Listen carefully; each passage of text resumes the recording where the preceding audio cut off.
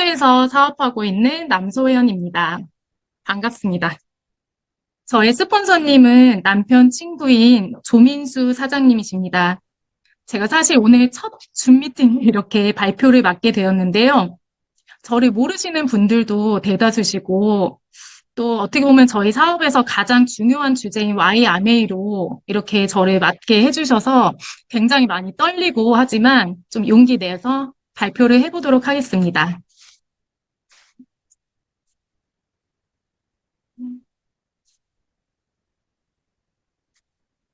아메이를 만나기 전에 저를 소개를 해볼게요.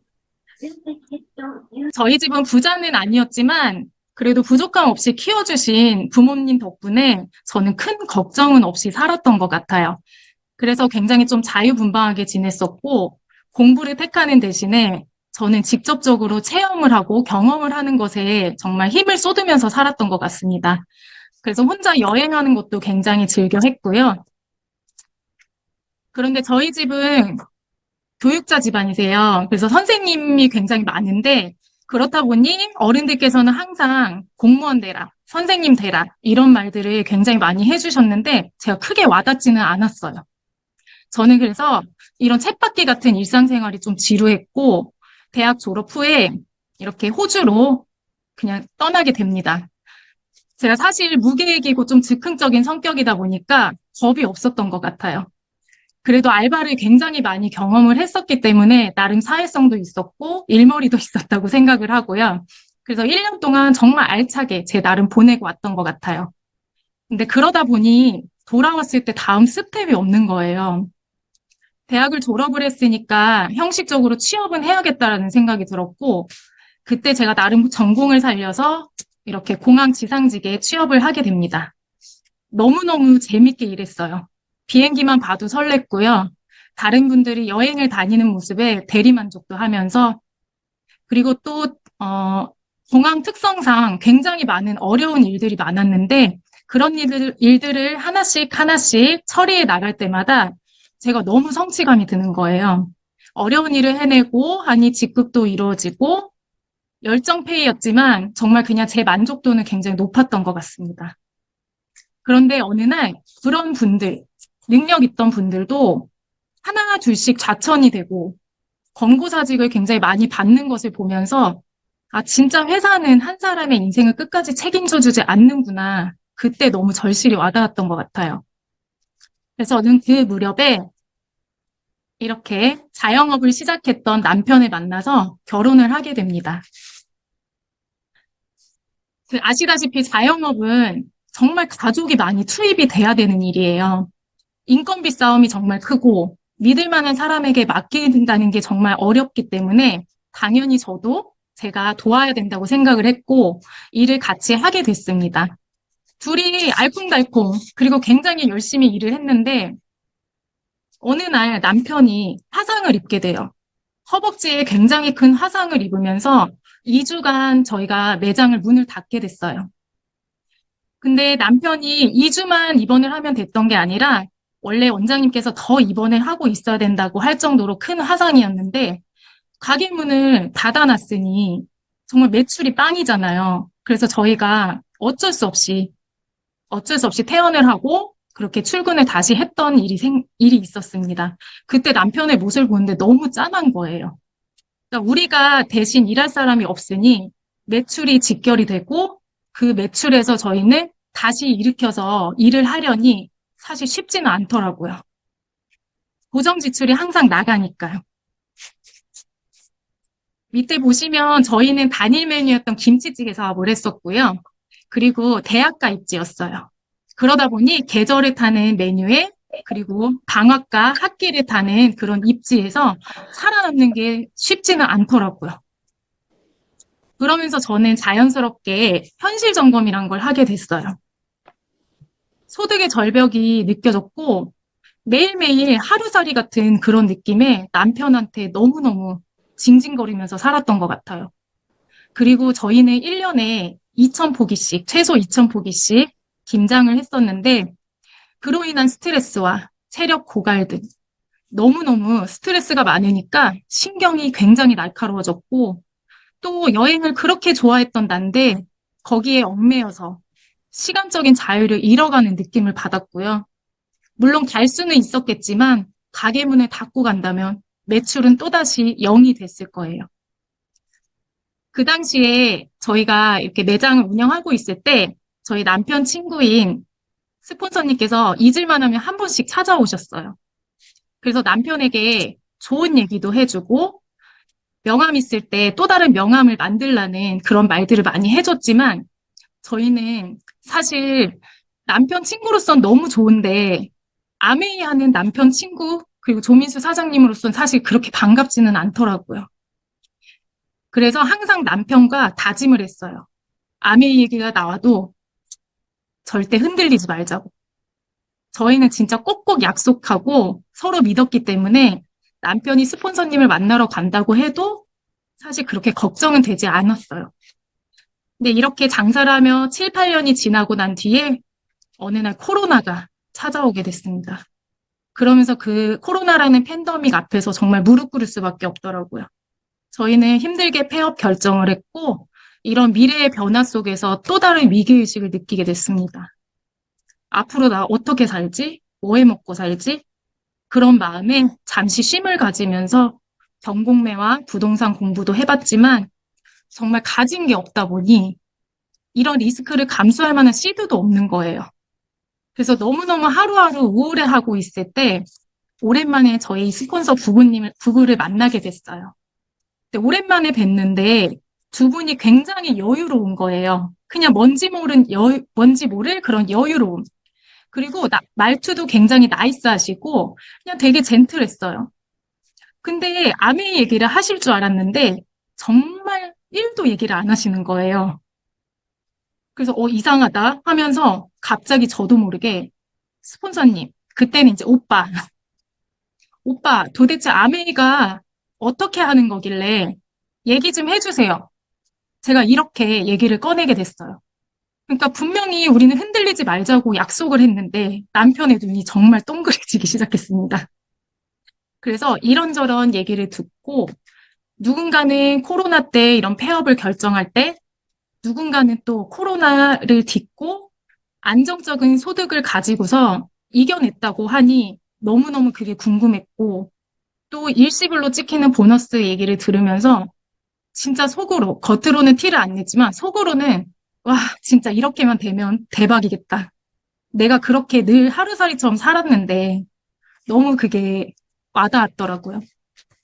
그래서 저는 그때부터 아메이를 좀 알아보고 싶었습니다. 네, 그럼에도 저희 스폰서님은 항상 천천히 제대로 알아보자고 저에게 조언을 해주셨고요. 다들 아시는 얘기겠지만 이렇게 워렌 버핏은 잠자는 동안에도 돈이 들어오는 방법을 찾아내지 못하면 죽을 때까지 일을 하래요. 저는 대학교 때 수업 때 이 얘기를 정말 많이 들었는데 그때는 하나도 와닿지가 않았어요. 근데 지금 현실 점검이 되면서 이 얘기가 다시 들리기 시작했고 정말 이게 무서운 얘기라고 와닿았고 내가 자본주의를 이길 대안이 과연 있을까? 내가 스스로 찾을 수 있는 게 있을까? 정말 그게 많이 고민이 되더라고요. 그래서 인간의 모든 소득은 이렇게 사사분면 안에 들어와 있다고 하는데 저 같은 경우는 왼쪽에 급여 생활자 또 자영업자 둘 다 겪으면서 아, 진짜 내가 노동을 13시간 넘는 맨날 하루하루 노동을 정말 그 시간을 투자해서 정말 그렇게 힘들게 살았구나. 그거를 뼈저리게 느꼈고 이 옆에 부자가 되려면 옆에 분면으로 이동을 해야 된다고 하는데 그 방법을 처음에 정말 모르겠더라고요. 그런데 이 책에 보면 옆에 분면으로 이동을 하게 되면 시스템을 만들거나 혹은 시스템을 구입하거나 혹은 시스템을 이용하라고 얘기를 합니다. 대기업처럼 시스템을 제가 만들 수 있었을까요? 혹은 대기업이 만들어 놓은 그런 시스템을 제가 구입을 할 수 있을까요? 그런데 밑에 보니 정말 안정적인 네트워크 마케팅을 이용해서 시스템을 이용하는 방법을 알려주더라고요. 더군다나 저희 아메이 같은 경우는 내가 쓰고 있는 생필품들을 브랜드 체인지하면서 정말 단순한 그런 소비들이 내 소득이 될 수 있고 이것들이 또 매달 평생 증가, 상속된다는 말에 정말 나 이거 더 해봐야겠다. 더 제대로 알아봐야겠다. 그때 마음이 정말 많이 움직였던 것 같습니다. 제가 했던 이런 자영업 사업과 아메이 사업을 한번 비교를 해볼게요. 왼쪽에 보시면 저는 점포가 필요했고요. 그리고 보증금과 인테리어 비용도 필요했습니다. 또 가장 중요한 월세, 인건비가 나갔고요. 내 시간을 모두 투자해서 노동으로 맞바꿔야 했어요. 그리고 오로지 하루 종일 그 일에 몰두를 해야 됐었고요. 그리고 아메이 사업을 비교를 해보니 점포가 필요 없고 자본이 필요 없고 그리고 책과 자료비, 커피값 정도면 충분하고 이것들이 내가 원하던 그렇게 꾸준히 나올 수 있는 인세 수입이 된다라는 것. 그리고 저처럼 저는 지금 전업과 부업을 좀 병행을 하고 있는 상태인데 저처럼 부업으로도 충분히 시작할 수 있다라는 그런 장점에 정말 안 할 이유가 없더라고요.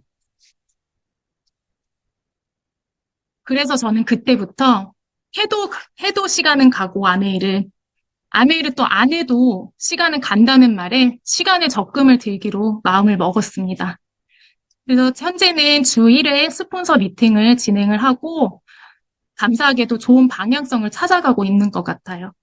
그리고 아메이에서 알려주는 시스템 속에 탱코어를 하고 있고 제가 미팅이 없는 나머지 요일, 목, 금, 토, 일은 하루 한 명을 꼭 만나자라는 그런 계획을 가지고 정말 스케줄 관리를 해나가고 있습니다. 그리고 초이스 리딩을 통해서 또 굿모닝을 통해서 내가 잃어가고 있던 그런 건강을 되찾고 남편과 함께 그런 루틴을 만들어가는 게 너무너무 감사하더라고요. 저는 결단을 했고 현재 이렇게 실행을 했고 앞으로 제가 해야 될 일은 꾸준하게 반복하는 일이라고 생각합니다. 저희 스폰서님은 항상 스케줄이 스승이고 반복의 힘을 믿어야 되고 정말 그 속에서 정말 그 힘을 믿어야 된다고 긴 호흡으로 함께 해야 된다고 말씀을 해주셔요. 저는 남편과 항상 오늘 어떻게 살아야 될까 매일매일 정말 싸움의 연속이었는데요. 지금은 남편과 함께 정말 이렇게 버킷리스트도 작성을 해보고 하루에 멈추는 것이 아니라 앞으로 나아갈 우리의 미래들을 하나씩 하나씩 적어보면서 희망찬 내일을 꿈꾸고 있는 게 너무 제일 감사한 것 같아요. 그래서 저는 이 아메이라는 도구를 잘 선택을 해서 했기 때문에 이렇게 제가 원하는 삶으로 하나씩 하나씩 나아가려고 노력하고 있습니다. 이거는 제가, 사실 얼마 전에 방 청소를 하면서 우연히 발견한 노트예요. 제가 이렇게 펼쳐보다 너무 깜짝 놀랐어요. 사실 내용을 다 읽을 수는 없지만 제가 자영업을 잠시 쉬고 이제 쉼을 조금 가지고 있을 때 시각화 연습을 조금 한 적이 있었거든요. 그러면서 썼던 내용이에요. 한 2, 3년 전에. 2027년 1월 1일까지 나는 1억을 가지게 될 것이다. 그 사이에 시시때때로 돈이 들어올 것이고 이 돈에 대한 대가로 나는 할 수 있는 가장 효율적인 노동력을 제공할 것이다. 가급적 그 일에 최선을 다해 많은 시간을 들일 것이다. 그리고 빈칸 2개가 있었고요. 저는 여기에 최선을 다할 거라고 했어요. 그런데 정말 쓸 말이 없더라고요. 내가 도대체 뭘 해야 될까? 할 수 있는 게 뭘까? 그리고 그렇게 덮여진 노트를 현재 발견을 하면서 저도 모르게 이렇게 한치의 고민도 없이 작성을 했더라고요. 그러면서 너무 감사하고 마음이 신기하고 여러 감정이 들면서 저희 스폰서님께 제가 공유를 했어요. 그런데 위에 보시다시피 2027년 1월 1일에 저는 1억을 가지게 된다고 했잖아요. 에메랄드가 돼야겠더라고요. 물론 지금은 당장 씨 뿌리게 하면서 제가 남는 시간에 이렇게 힘차게 하고 있지만 당장 눈앞에 보이지 않더라도 언젠가는 이 꿈을 제가 이룰 거라고 굳게 믿고 있습니다. 그리고 일단 가까운 미래 25회계년도에는 저는 PT를 목표로 하고 있습니다. 지금 새로운 회계연도를 앞두고 저희 마지막에 이 자리에 세워주셔서 사실 너무너무 떨리고 아직도 지금 정신이 조금 없는데 새로운 시간 속에는 새로운 마음을 담아야 된다고 하더라고요. 저 또한 처음 맞는 이런 회계연도에서 정말 많은 생각이 들더라고요. 내가 할 수 있는 지금 이 최선의 시간 어떻게 활용해야 될지 새로운 회계연도에 새로운 마음을 가지고 다시 한번 힘차게 나아갈 거고요. 모든 스폰서님들이 항상 더 나은 내일을 위해서 함께 열심히 할 거라고 저도 마음으로 응원하고 있겠습니다. 항상 많은 것들을 가르쳐 주셔서 감사하고 저도 그대로 복제하도록 열심히 노력하는 사업가 되겠습니다. 이렇게 들어주셔서 너무 감사합니다.